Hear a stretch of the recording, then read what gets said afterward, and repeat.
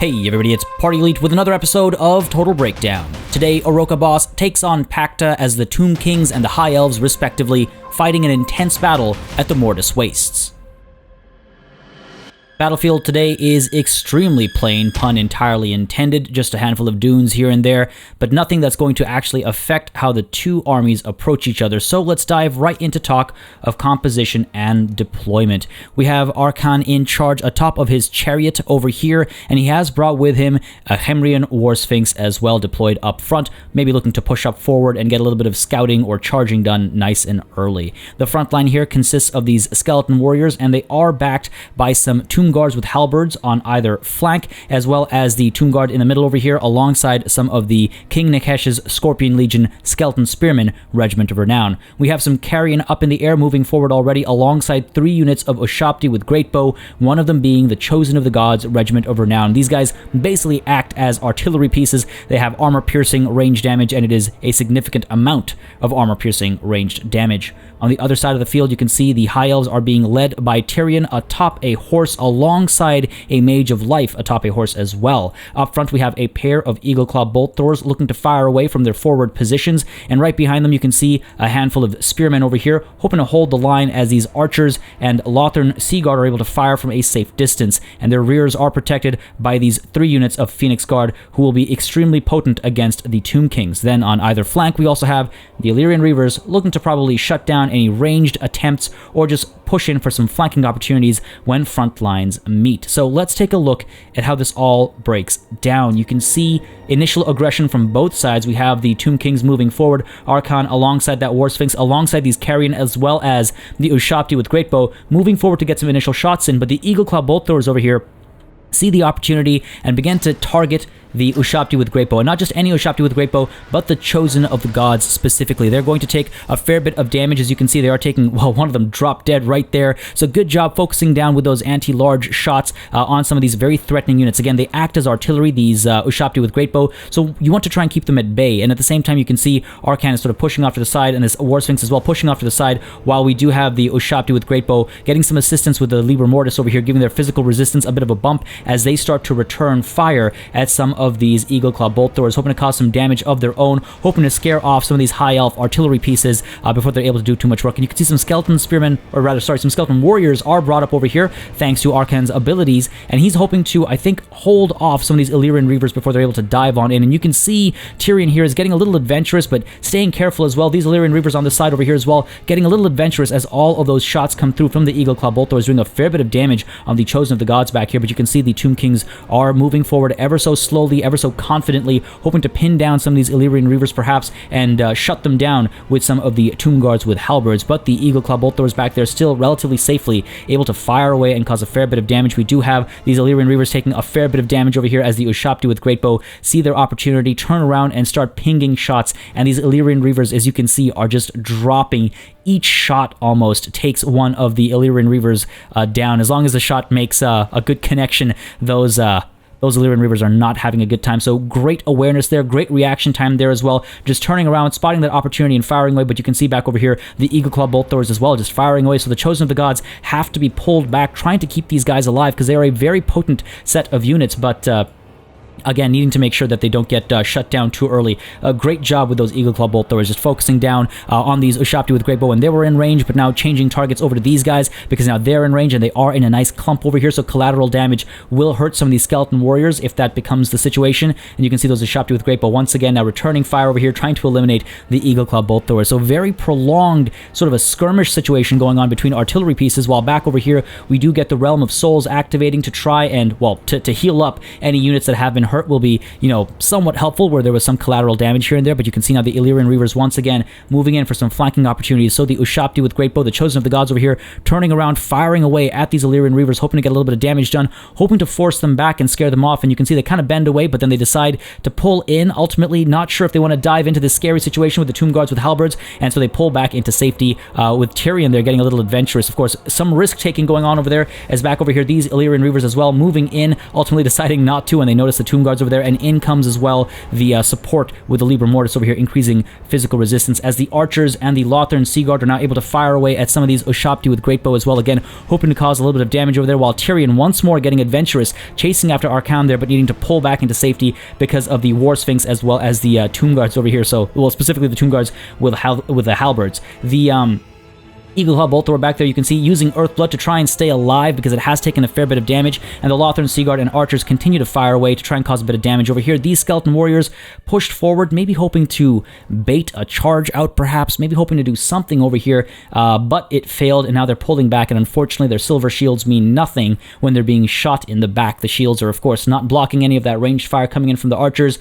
Good eyes there with the High Elves, spotting that unit falling back and focusing down on it with those archers to try and cause a little bit of damage when possible. Meanwhile, over here you can see Tyrion again sort of baiting some of these shots, maybe trying to get some ammo wasted over here from the Tomb Kings. Good call, just dancing about a little bit, not eating too much damage over there at all, and of course you can always rely on the Earthblood from that Mage of Life as well if push comes to shove. But you can see the Eagleclaw Bolt Thrower continues to fire away at the Chosen of the Gods, while now these Skeleton Warriors are getting close enough to maybe get some charges in. A bit of a risky play here with Arcan diving right into some of these Spearmen over here. They were completely braced, they were completely stationary, so despite his chariot, Arcan is not actually able to break through, but you can see a similar move being played out here, using the War Sphinx, hoping to charge through some of the Lothern Sea Guard, and this might go a little bit better. Of course, the War Sphinx is massive, so it's going to dive right through. Again, it does get bogged down, unfortunately, not able to complete its charging animation, but within a moment's time, of course, it is able to get another little dive in there, a little swipe, and the Lothern Sea Guard are now being pushed back. The Eagleclaw Bolt Throwers continue to fire away, and the Ushapti with Great Bow respond in kind, while over here a very risky charge from the Illyrian Reavers, and here as well these Illyrian Reavers playing it a bit more cautiously, not wanting to dive in, but you can see the Tomb Guards with halberds over here making very quick work of the Illyrian Reavers, and these Skeleton Warriors coming in from behind as well to try and shut these guys down and pin them in place, make sure they're not able to get away. And take a look at that morale damage. Those Illyrian Reavers are giving up on the fight, and these Illyrian Reavers have found themselves out of position as well. There's not much they can do as front lines are about to engage over here. You can see we do have Tyrion and the Mage of Life sort of keeping their distance as the spears sort of move forward to engage the Skeleton Warriors, and over here another foolish mistake, I would say, by the Illyrian Reavers, diving into this precarious situation, surrounded by halberds, surrounded by a War Sphinx as well, and terror kicks in. The Illyrian Reavers are giving up on the fight. Off in the distance, meanwhile, you can see the Eagleclaw Bolt Throwers have been shut down. This unit over here has just the one Bolt Thrower left, while this unit over here does have a pair left, but they're very low on health and very low on morale as well, so good job by the Ushapti with Great Bow. Over here, you can see these Skeleton Warriors not having a most wonderful time against some of these Spearmen over here. Of course, they do have their martial prowess still active. Above 50% health means they are able to get some slight bumps to their melee capabilities, while back here, these Ushapti with Great Bow are starting to fall apart under all of that ranged fire. But in comes a little bit of assistance for some of these skeletons in the form of the Realm of Souls. Of course, you can see another dive in over here as these skeleton warriors charge on into the spearmen, get a nice counter charge in there, and you can see the War Sphinx sort of pushing in to try and provide a little bit of assistance on that right flank, maybe cause a little bit of damage to these spears over here, as over here you can see the skeleton warriors were, I think, crumbling for a moment, but now they're back into it as the War Sphinx just goes charging right through the spears over here. Of course, they're not braced. It's not a charge from the flank or anything, but desperate times call for desperate measures, trying to provide a little bit of assistance to these skeleton warriors. And you can see almost instantaneous response from Tyrion over here, popping Foe Seeker as well, diving on into that War Sphinx, but the War Sphinx gets another beautiful charge back there, but then very quickly gets shut down. While back over here, you can see these Ushapti with Great Bow needing to pull back into safety. We do have the Chosen of the Gods, very, very low on health and morale, so not a good situation for them at all. While over here, the War Sphinx pulling back into safety.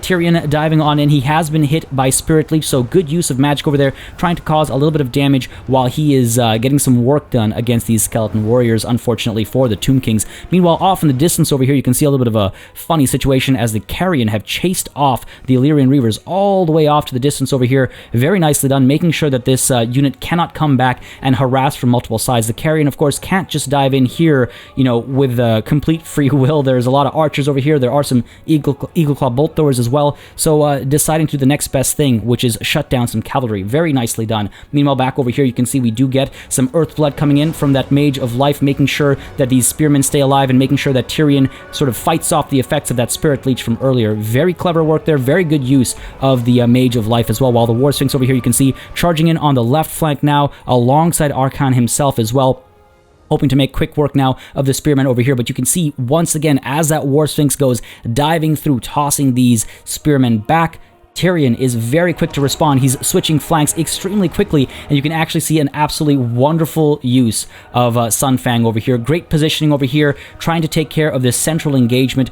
Beautiful sort of arc over here, and in just a quick second, in comes Sunfang, and even though there's an attempt to dodge it, that attempt is nowhere near good enough. A great deal of damage coming through onto the Tomb Guard as well as the Skeleton Warrior unit over here. Beautiful targeting, I have to say, and Tyrion acts as if it's no big deal, continues to push through and chase after the War Sphinx as well as Archon. In comes the third and final Realm of Souls activation, and that means we might actually see some Ushapti on the field summoned in as well. And you can see Tyrion taking a bit of a risk over here. He does get surrounded by Skeleton Warriors. The War Sphinx and Archon kind of dive on in, and at the same time, we do have the Ushapti being summoned right atop of Tyrion, but Tyrion again is on horseback, so he is able to pull back into safety, and all of these, Ushapti and Skeleton Warriors are left chasing, unfortunately. Meanwhile, back over here, we do have the Ushapti with Greatbow still able to fire away and try and cause a little bit of damage, while off in the distance, the Eagle Claw Bolt Thrower is not really able to do much else, but beautiful use of Earthblood there, healing both Tyrion as well as that Mage of Life. The Ushapti with Greatbow have been focusing on that Mage of Life for the last little while, and you can see the amount of damage that has done. Beautiful work over there. That Mage of Life is giving up on the fight, while now finally we have the Phoenix Guards being activated. They have been sitting in reserve for so very long. They're now pushing up alongside some of these spearmen. The spearmen are moving down this way to hold, I think, the Tomb Guard with Halberd in place, but you can see Archon here looking for an opportunity to dive in, but it's a dangerous position for him to be in. He has managed to try and, sort of get Tyrion chasing after him, but he's in a situation where these Phoenix Guard are going to maybe close the gap into him. He does get a nice little charge in there. They weren't braced, these Phoenix Guards, so they will take a little bit of damage, but again, both the War Sphinx and Archon need to make sure that they don't get bogged down over here. It is a very, very dangerous situation for them to get stuck in. Meanwhile, back here you can see Tyrion sort of looking for an opportunity to dive into something, maybe charge on into some of these Ushapti with Greatbow, get a little bit of damage done over there before these Tomb Guards with Halberds are able to close the gap, but they are able to close the gap, and the War Sphinx goes chasing as well, but ultimately Tyrion is able to pull back into safety, as over here you can see we get another Earthblood, this time upgraded, trying to keep those Phoenix Guard alive. Again, they have Martial Mastery as long as they keep above 50% health, so good call over there, and you can see the Phoenix Guard over here now, I think, pushing in towards the Ushapti over there, trying to shut these summoned Ushapti down if possible, while the Ushapti with Greatbow back over here are firing away at the Phoenix Guard, it looks like, again, trying to cause a fair bit of damage as that War Sphinx goes charging through. The Carrion, meanwhile, chasing after the Mage of Life over here, and the Mage of Life very cleverly actually trying to pull back into safety and using Regrowth to keep herself alive. Got to get that Vigor bumped up, got to get the replenishment of hit points as well.